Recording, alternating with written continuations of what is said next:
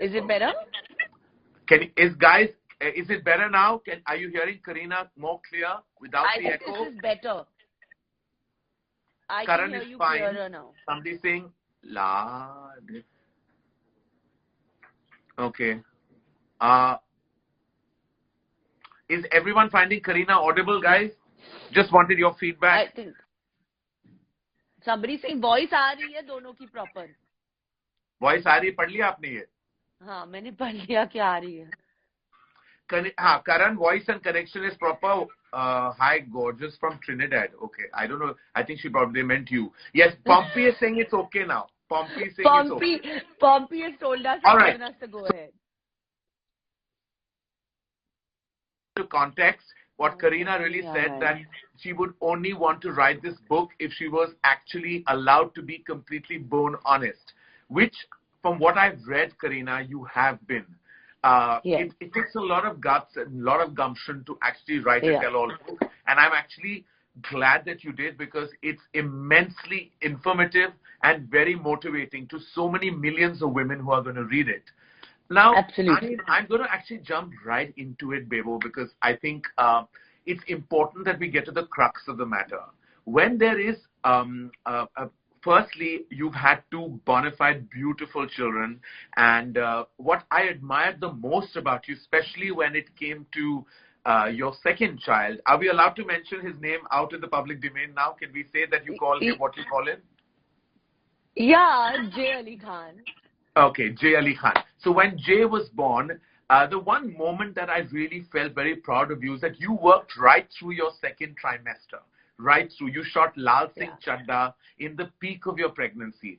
In your 8th month. Yeah, I did a romantic song with Amir Khan, like 5.5 months pregnant. 8 months into your pregnancy, maybe even beyond that, you were on sets, you were doing endorsements, you were finishing your film projects, you were doing everything. And I think that's one thing that you broke a myth. You know, because everyone is so paranoid during, you know, a pregnancy at home. Couples that are pregnant are always paranoid. Ye mat karo, wo mat karo. So many do's and don'ts. You kind of broke the shackles of all those myths. What gave you the confidence to do that? Was it your family or was it you yourself? I think, of course, it was me wanting to actually just, you know, be happy and work. And when I'm working, when I'm out and about, when I'm doing things that I love, I think I'm the happiest. And of course, a lot of support from Saif. I think what is most important when you're pregnant and you know, when of course you're going to become a mother, I think what a pregnant woman really wants to hear is words of comfort and encouragement from her spouse. I think she wants her husband to make her feel loved, happy, safe. And I think that's what, you know, Saif exactly made me feel. And he allowed me to do that. And I think most wives and mothers, expecting mothers, should make sure that their husbands give them ample love and comfort. And that's most important and not to treat you like you're a patient. You're pregnant. Exactly. You're not a patient. And allow you to do what you want to do. You know, yes. That's most important. And like, that's what I told everyone, that, you know, I'm not ill, I'm not sick. Of course, we're living in COVID. When I was pregnant with Jay, it was COVID times. With all safety protocols, we kind of, you know, managed to do a lot of shoots. And it was, you know, it kept me alive. It kept me, you know, happy in times that were so difficult. But of course, there was that constant fear that, you know, what is going to happen? What if I get COVID? Will my child get COVID? So I mean, there was a lot of trauma in the last trimester, I would say, in my mind mentally, you know, of like wanting to step out and do things, but still. So, but like you said, you know, family support and you know me, I'm no guts, no glory. That's the kind of girl I am. Yeah. Well, yeah, that you have shown in abundance as an actor. Now, there are so many of us, I mean, especially men, who are so ignorant about what a woman goes through during pregnancy. I mean, you know, someone like me, a little more aware, little more, I would say, tuned into a woman's emotional needs, requirements, insecurities, because I've had very open conversations with women and really regard their opinions on it. What you did in the film Good News, the scene that you actually spoke about, ironically, is very close to so many of the aspects that your book covers. when you tell the Yeah. character in the film, Akshay's character in the film, about like you don't know anything that a woman goes through. You really Exactly. go. There are mood swings. Your body changes. You can't eat what you need to. Like everything, there's swelling in your feet and Yeah. your everything. Your body just goes through a metamorphosis. Yeah. When you talk about those things, and I don't address this to you as an artist, as an actor, Kareena, I tell you this address this as a woman. When you stare at yourself and see your body change, when you are staring at yourself, in the mirror with the way the body evolves and changes during a pregnancy, what does that make you feel? And my second question to that is, what is your advice to women out there who go through those deep-rooted insecurities, staring at themselves in the mirror during their pregnancy moments? I've had those moments, especially with my second pregnancy. I think when I came back from the hospital and I looked at myself in the mirror, I thought that, okay, this is, I don't know if I'm ever going to be able to be okay. And being an actor, you do have a part of you, not that it's not vanity. It's about, wanting to just, feel like, okay, fine, I'm fit and I can be back again on my toes. I thought I'll never be able to. Like, I was like, there was obviously fear of breastfeeding that, because I wasn't getting enough when I delivered Jay.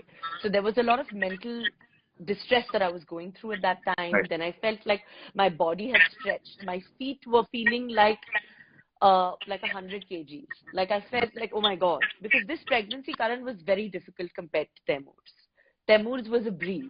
I loved it. I enjoyed it. And that Right. actually gave me the courage to do it again. But this time was very, very different. And I mean, I had more bouts of, where I would probably just sit down on the pot and be like, I don't think I can do this. So I don't think, anything is going to be okay. And obviously it's also like, I feel expectant mothers who deliver after, when you deliver, I think the first 15, 20 days, there's not enough sleep. You don't know. It's also like you're delirious. You don't really know exactly what's happening, because Right. there's just so much pressure. And so when you get that moment alone in the bathroom and you look at yourself, I think you just think that, okay, I don't know what's going to happen. But, of course, as time goes on and, you have love and support and help, like, whether from Mum, Lolo, Saif, everyone, I think, then it just gets better and better. And when you look at, your son or daughter and you have that moment of just, your child and you, I think it just changes everything. There's, sorry to again stop you. Again, there's talk about an echo. Everyone is again commenting on an echo that is coming from your end. Again, an echo? I'm reading Bebo echo. Oh, God. But now I can hear you and very clearly. You're very audible to me. Is the echo, Kareena's voice is cracking. Can't hear Kareena probably. At your end, is there anyone who can address this echo situation, or should we just continue? Why is there an echo coming in? Do you want to check? Now somebody's telling me to wear the AirPods. Somebody's saying no echo, Karan. Echo. I'm only reading echo. Somebody's saying it's fine. No, it's not. Okay. Should we just continue then and hope people can hear us? But there is echo. Is it just, can you all check if you'll It's fine from both ends now. Tanvi Parora has said it's fine from no echo. And someone has just abused me and said there's no echo. But chalo, okay. I'm used to that.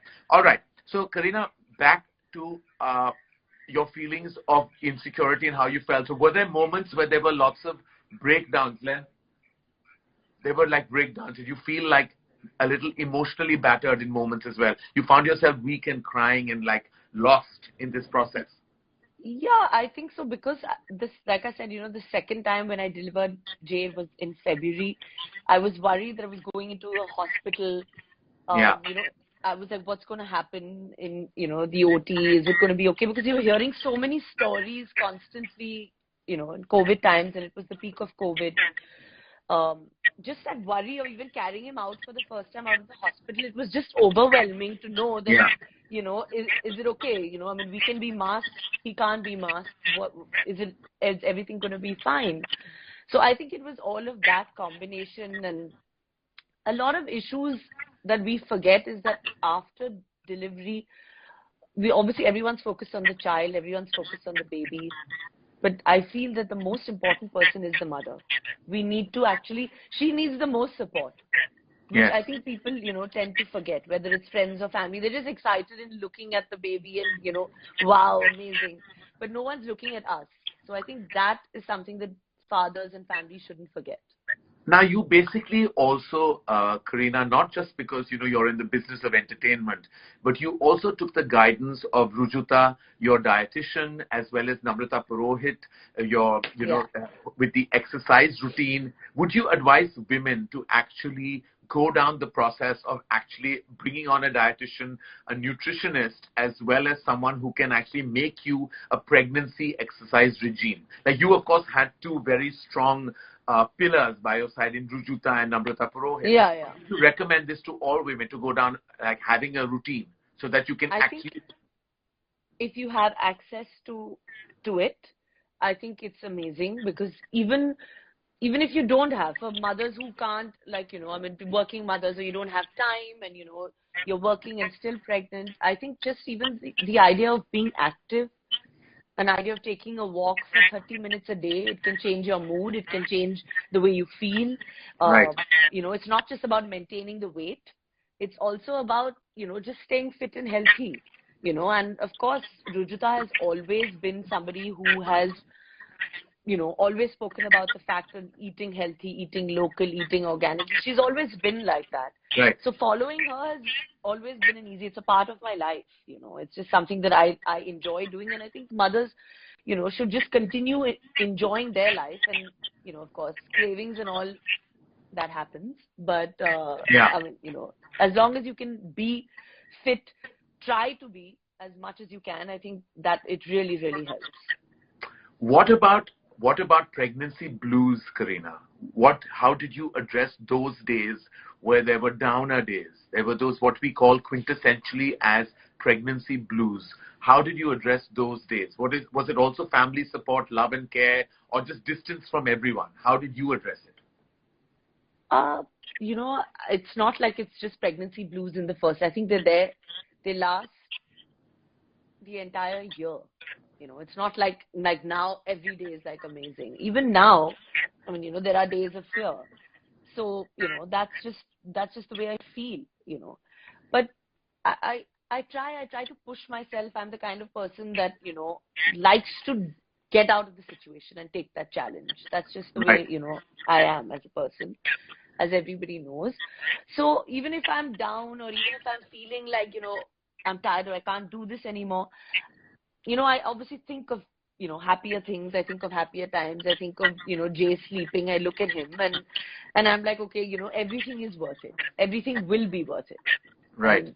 And, I still do that. And I miss him, like, sometimes now when I go to work also. Even now, mothers have constant guilt. It's just a guilt syndrome that all mothers will, they just have it, They constantly feel that even if you're at work, oh my God, I'm missing out on that one moment. I want to be there for everything. I just want to say that, if you're not happy, your child can't be happy. So yes, that we absolutely. shouldn't, there should never be any guilt about that. Well said about that. Well said. What was interesting for me that you used some homegrown remedies for like spotting. You used toothpaste. It was, of course, a homegrown remedy. Was that Babita auntie's little trick to you, or is it something that you learned on the way? I think it was actually my grandmother's. In the book, like when you read the book, there are a lot of things that actually my Dadi ji used to keep saying. Right. Ye karna chahiye, wo karna chahiye. And that's what I think everyone has followed over the generations in the family also. Right. Like whether it was making the laddu so that, if you as they call them the grandmother's tricks. Yeah, grandmother's trick, the gond ke laddus that, aur khao. So, obviously breastfeeding becomes easier. Right. So a lot of modern mothers are like, no, don't. But, these old wives' tales, as they say, and the grandmother hacks, I think they completely work. And I followed it by the book as to what she said. Breastfeeding. There's a constant conjecture that surrounds breastfeeding. How many months do you breastfeed? What if you can't breastfeed? What is the guilt attached to not breastfeeding? And I know that one of your final comments in the book is that it's okay for technical reasons, emotional reasons, medical reasons. If you can't breastfeed, you can't take that guilt on. What would you like to tell women about all these speculations and traumas that surround breastfeeding? The idea is, of course, that because there is so much societal pressure that, this is the way it has to be done, or, this is what it is. I just feel that each mother, there's no crown for wearing the best mother in the world. Every mother is the best mother in the world. The fact that you've given birth to another human being and you've had the ability and the capability of doing that, then you're the best mother in the world. There's no formula that, okay, you have to breastfeed for a certain time. Of course, 6 months is what they say is ideal. Right. To go up to, almost a year and a half. I mean, if you get that kind of milk, it would be amazing. Right. But some mothers and some women, due to hormonal reasons, it could be anything, thyroid, it could be, mental state of mind, they don't get enough milk. Sometimes if you have to do an emergency cesarean and, a C-section, it takes time for the milk to come, because when you're in a normal delivery, they say it comes faster. That's what they say. But when you operate, it takes time. So mothers have to have the patience to see that through. So I just feel that, just do the best you can. What works for each woman at that point in time. Each mother has a separate circumstance. And I think whether it's professional, personal, medical, emotional, it has to be addressed accordingly. And what I love is that no one is giving you an award. There should not be guilt attached to it, because it's your personal circumstance. And it doesn't make you love your child less. But of course, I feel if you're getting milk and if you can and you have the time, you have the ability to do it, I think it's the best feeling in the world, because it actually gives you that feeling of bonding with your child and watching your child. It's a mother-child moment. But, there are millions around the world, who can't do it.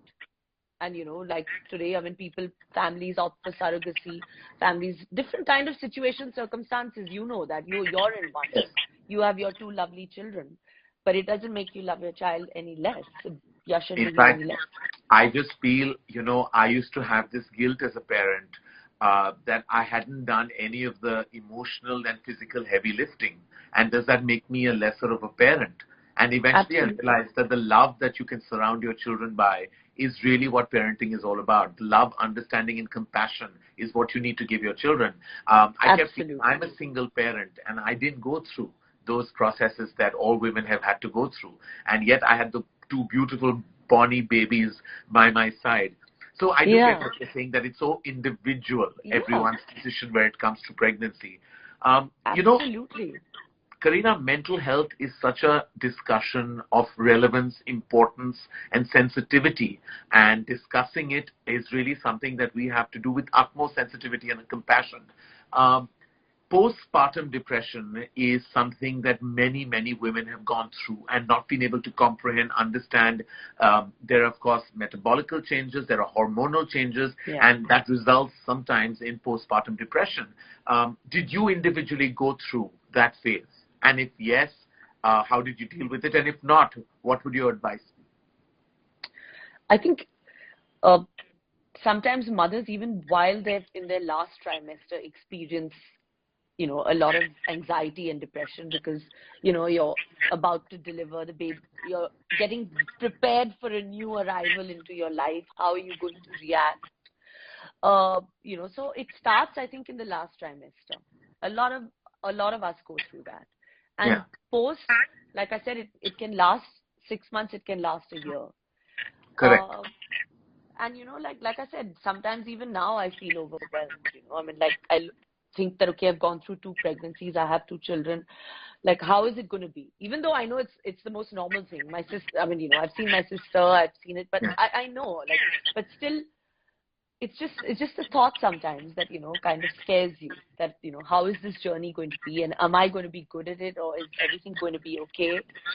But like I said, friends and my family, and just, I constantly keep surrounding myself with people And, I just being positive, you know me, I'm very, very positive Yes. and a very happy Always person. optimistic, positive, and always looking at the bright side of things. Exactly. So that's the only way to, kind of be Tackle and surround this. yourself with people like that.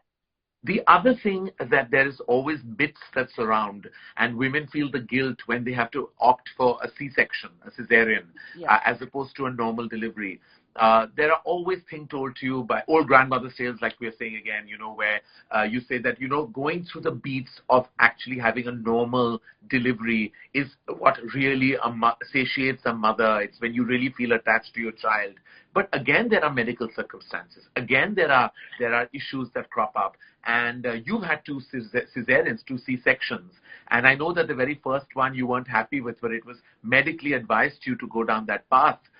Your book speaks about the cesarean trauma that you went through. Now, what would you tell women when they actually are confronted with this cesarean situation and they actually bear that guilt, that am I not going to feel that umbilical cord connection if I don't have a normal delivery?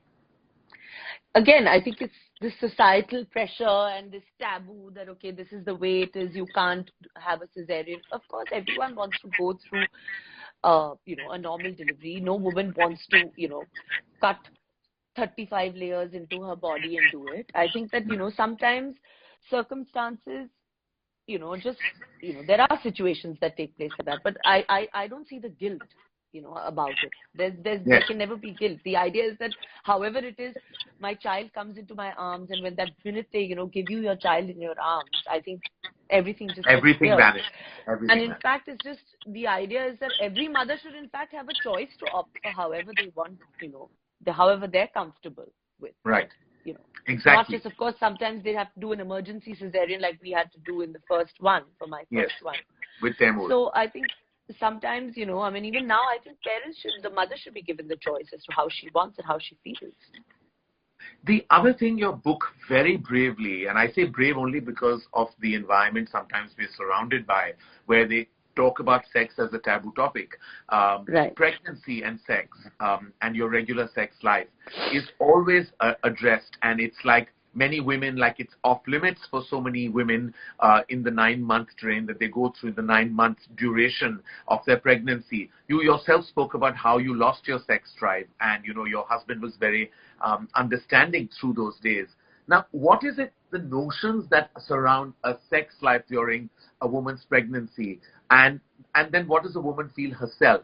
Can you expand on that and express to everyone watching today? I think that, again, people just feel like, okay, if when you're pregnant, they don't realize the kind of, like you said, moods, emotions, feelings, what you actually feel about yourself. That's so important. Right. Some days I would feel super amazing and sexy and feel like, oh my God, I'm looking so, hot with this belly, and I feel amazing. And I would tell Seth that I'm feeling really amazing, or he would say, you're looking beautiful. But there were times post 6-7 months where I felt like of course I was exhausted and I couldn't get myself, to get up sometimes in the morning. But sometimes you're just it's just a feeling of repulsion, you're just in a mental state where you just, don't know what to think. Right. And it's so, like I said, it's so important to have a supportive man. And most men should not put pressure on their wives to A, look beautiful while they're pregnant, B, feel they're any less than, when they're not pregnant. That pressure shouldn't be there, or the fact that, this is it, and our regular sex life has to be completely super active. It has to be according to the way what the woman feels and what she's feeling at that minute. And if your husband doesn't understand that, then how can he be the father of your child? How can he probably not, he has to love you in every form, aspect, every way. So I just feel that, it's a topic that probably, I've written in the book because most women feel scared to talk about it. Yes. They don't, or embarrassed to address it. Here's what really, really impressed me about the book is that I think for the first time in a very long time, I've read autobiographies that have been brave. I had people, talk about their lives in their memoirs. But I think it's very critical it's very critical for men and women to read your pregnancy Bible, because it really takes you through a journey, and it's a very inclusive journey. And that's what I loved most about it, because I felt like it gave me as a reader, a viewer, into your pregnancy durations for both your babies. It talked about your highs, your lows, your mid-levels of emotion. It talked about your fears, your insecurities, and your happiness and joy as well. There's a lot of joy in the book. There's so much joy, but there's also those deep, dark areas that women go through. And from what I understand, Kareena, what you're basically, the crux of what you've told us so beautifully is that it's so individualistic, and every decision has to be yours, because you are the master and mistress of that decision. You know, whether it comes to your breastfeeding, it comes to your personal sex life, it comes to your decision to opt for a cesarean or not, whether it's advised or not by the doctor, it's your own. Whether you choose to be active, you choose to be inactive, you choose to, I mean, you can only say like, yes, you recommend a dietitian, yes, you recommend a trainer, but if you can't, for various reasons, not have those by your side, then you have to do what's best for yourself. And what my last question really in this stuff is like, how do you block all the noises? Because everybody has advice to give when it comes to pregnancy. You know, it's your family, your friends, everybody will tell you how to handle this or handle that, do this, do that, go there, go there. How do you block that noise and do your own thing? How does Kareena Kapoor Khan do that?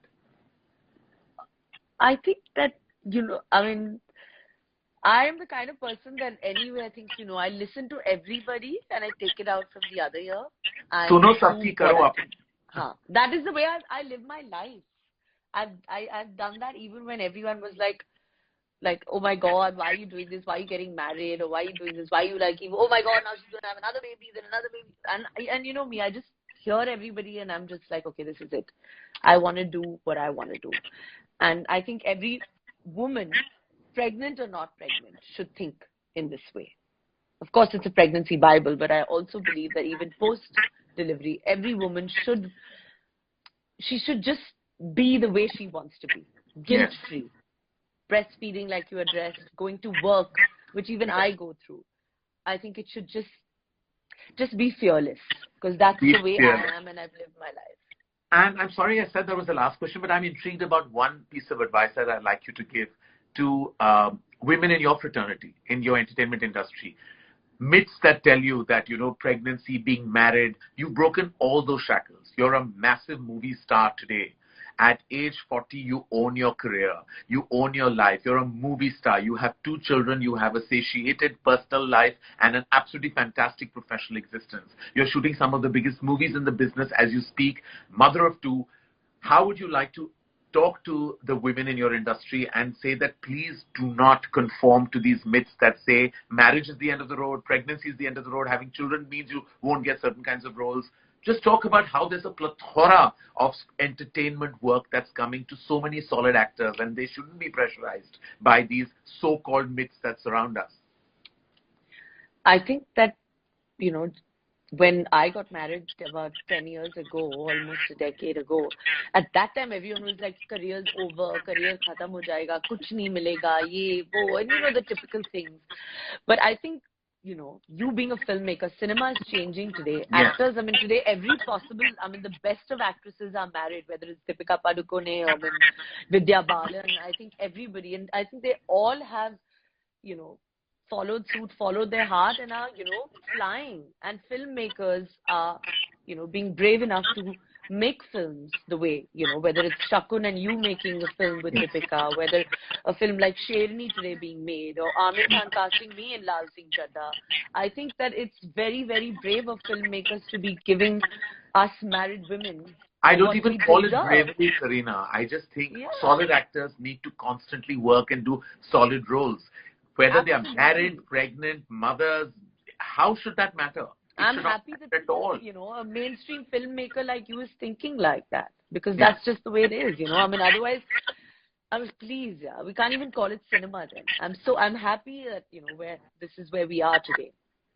Well, I'm going to end with 3 very quick rapid-fire questions, because how can we not be on the hot seat with you? But very simple, family, pregnancy. But no hamper. There's no hamper this time. Well, the hampers, all the love you're getting in all the comments, I can see. It's the abundant love.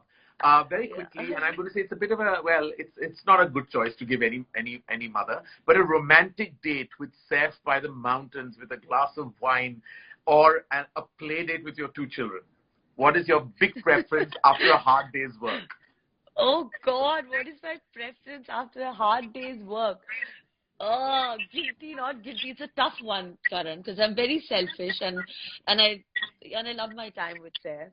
And if I don't get my time with Saif, I won't be good to the babies, because then I'll be like, I want to be. So I think a half an hour with Saif and then 1.5 hours with the babies.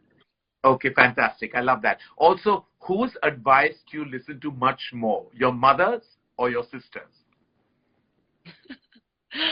Well, I think, my sister is, we're like, we're actually She's like your one. pillar. So, She's your big, strong pillar.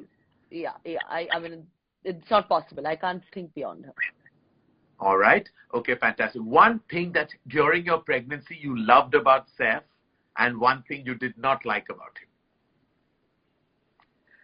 Oh God, I loved everything about the time with Saif, because we were in a lockdown and I got him completely to myself. Yeah. And which was amazing, because we got a lot of time together. Yeah. And and I hated then when, like, if he had to travel and go away and I would be alone, and there would be like times that I would just feel a little lost. And I didn't even want to like go out and meet family or friends, and I would be like, just lying in bed alone. And I would think about him. So I would hate it that he wouldn't be there, and then sometimes I would fight with him. So I regret that. And what was your guilty pleasure during your 2 pregnancies, or were there different guilty pleasures? Guilty pleasure, I think it was all over Instagram, and it's pepperoni pizza. I'm obsessed. You know that I'm obsessed with pizza. All right. So pizza was the guilty pleasure during your pregnancy. It still is a guilty pleasure. Well, Kareena Kapoor Khan, I am so proud of you.